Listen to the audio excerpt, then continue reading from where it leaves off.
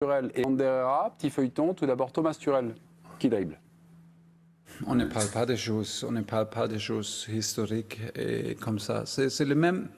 On vit le moment et nous sommes ici et on a mérité d'être ici. Le coach essaye d'esquiver la côté de la pression par rapport à ce moment historique. Est-ce que toi, du coup, tu confirmes que cette pression-là, tu ne la ressens pas? Et comment, justement, en tant que joueur de cet effectif, à un moment, sur un match comme celui-là, tu arrives à mettre de côté cette pression qui peut être positive, justement, pour le groupe?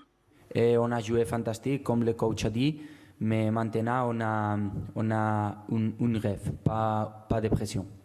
Ok, pas de pression, donc Paris n'aura pas de pression. Est-ce que vous êtes d'accord donc avec Thomas Turel et avec Ander Herrera? Ils n'auront pas de pression. Ils auront forcément de la pression, mais ils ne sont pas à Paris. Et ça, je trouve que pour le Paris Saint-Germain, le fait dans une bulle, d'être loin de la ville de Paris, d'être dans une config un petit peu compétition internationale, ça leur rend service justement. Match sec, sans supporters, tout ça. Et ils lisent pas les journaux, ils regardent pas les réseaux sociaux non plus. Non, mais d'être loin de tout le contexte parisien. Ils n'auront pas la pression, mais qui perdent, ils vont voir ce que c'est.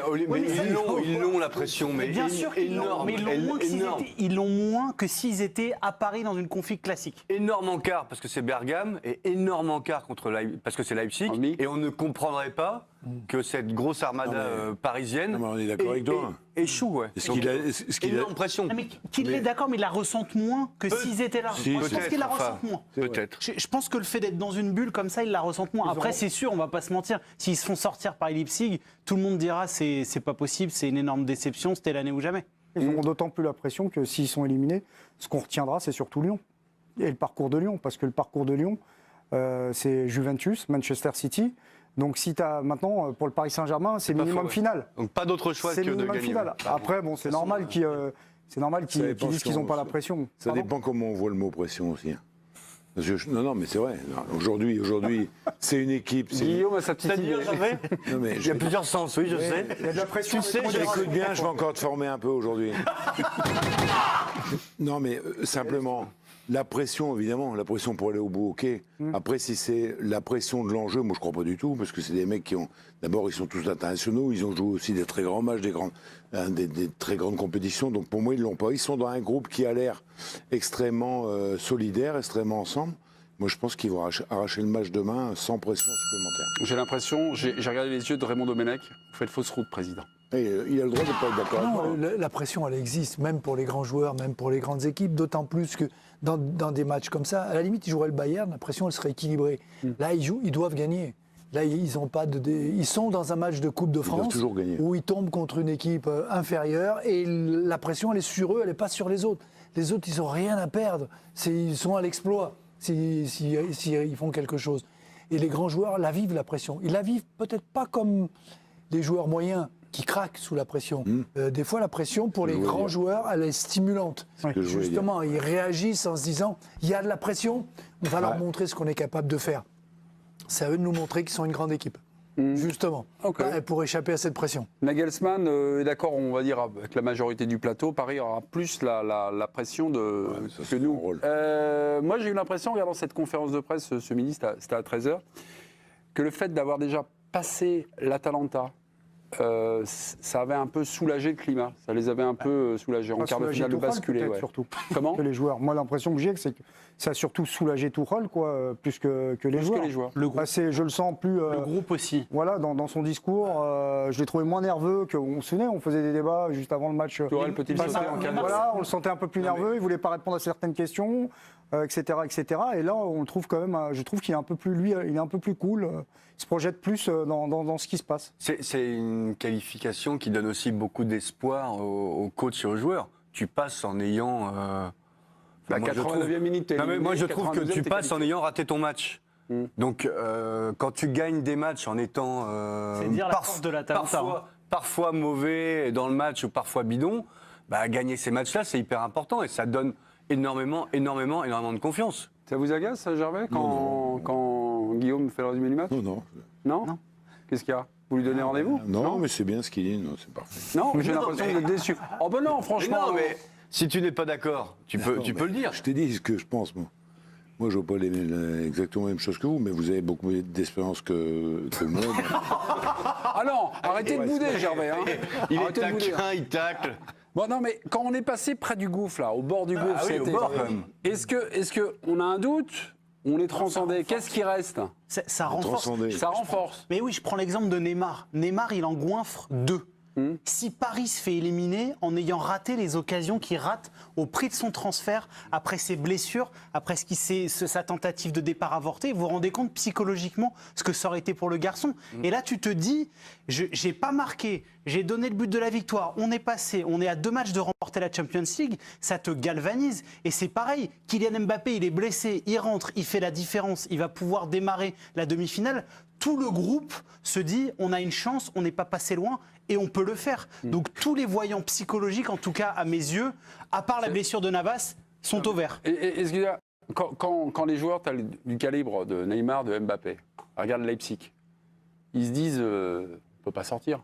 Là, non, mais Ils se disent comme Manchester quand ils voient jouer Lyon. Ouais.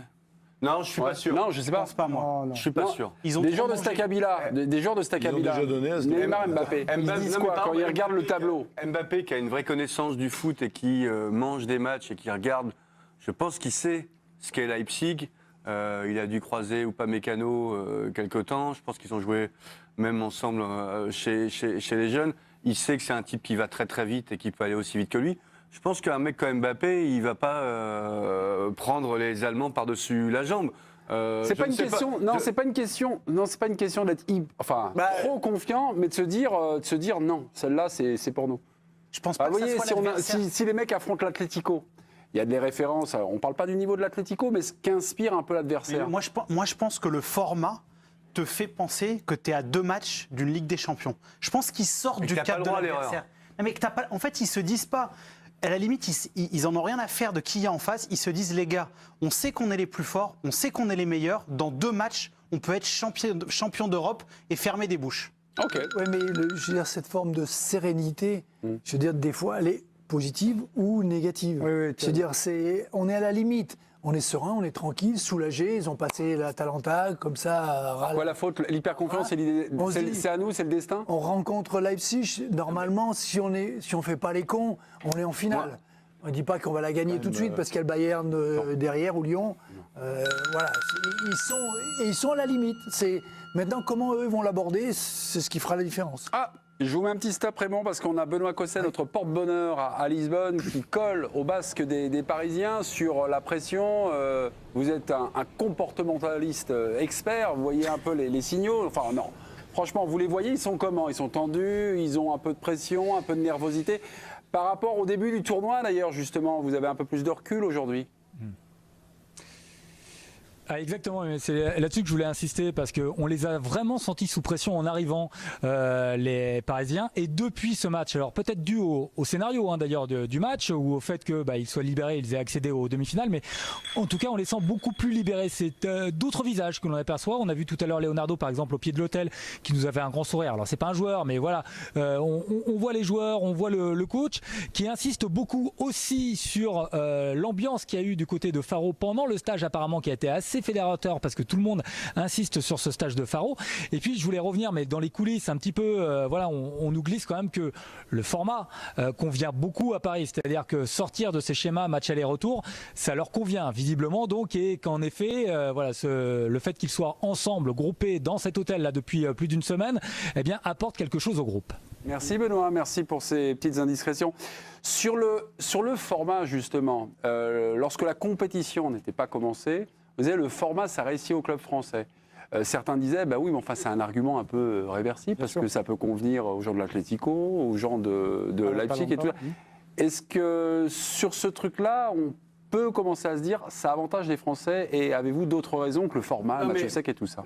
Le Paris Saint-Germain, dans son histoire récente, a quand même, à chaque fois sur des confrontations aller-retour, en quart de finale, même notamment contre le Barça, est capable sur un match, on l'a vu, de casser tout le monde, de tuer tout le monde. Après, ça psychote entre les 2 matchs, ça psychote, il y a des blessures. Là, t'as pas le temps de, t'as pas le temps de réfléchir, t'as pas le temps de te faire, t'as pas le temps de te. Non, mais sur un match, te faire peur. Voilà. T'as un match.